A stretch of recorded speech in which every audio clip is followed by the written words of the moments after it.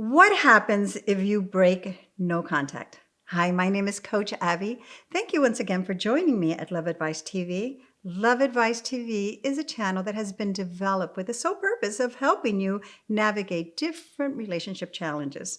So what happens if you do break no contact? Nothing really. We start anew. You probably had a reason, though, to break no contact. And this is very, very important to try to understand what triggered you so that moving forward, you're able to see the signs.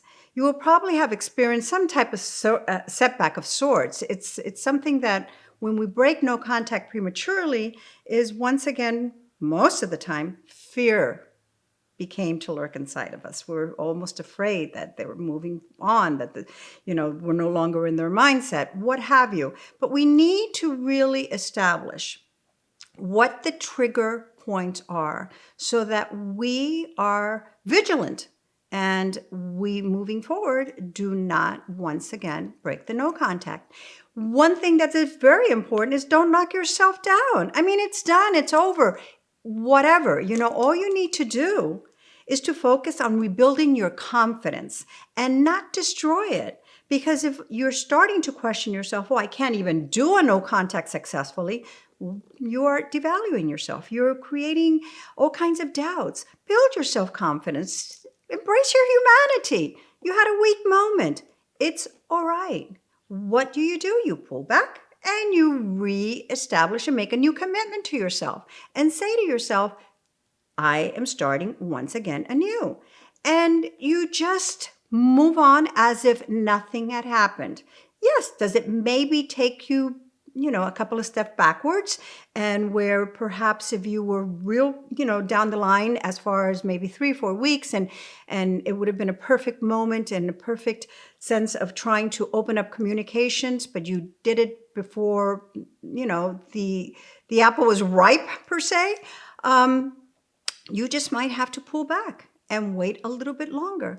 But one of the most essential characteristics during our whole personal transformation is the value of patience. So we have all the time in the world to get our exes back. We just need to have the patience to be able to do that. So if it happens that we break no contact, you start anew. Now, the trigger point, why is that important? Because it will happen again. If all of a sudden you found yourself on a lonely Friday night, searching their social media, checking their profile out, seeing something that triggered within fear, insecurity, it's our natural instinct to reach out. So position yourself in a situation where you do not tempt yourself, that you realize that you're human, that you have emotions, that this is a person that you love. And anything that we see that hurts us, many times just act as a fuel for us to go and try to save that relationship.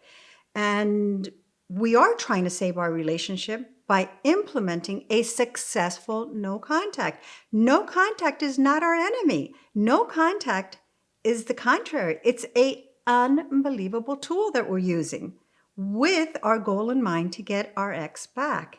And with a little bit of patience, with acknowledging our trigger points, we can go on to re-implement a successful no contact. Please make sure to hit the subscribe button below and leave your comments. I will reply to each and every one of them personally.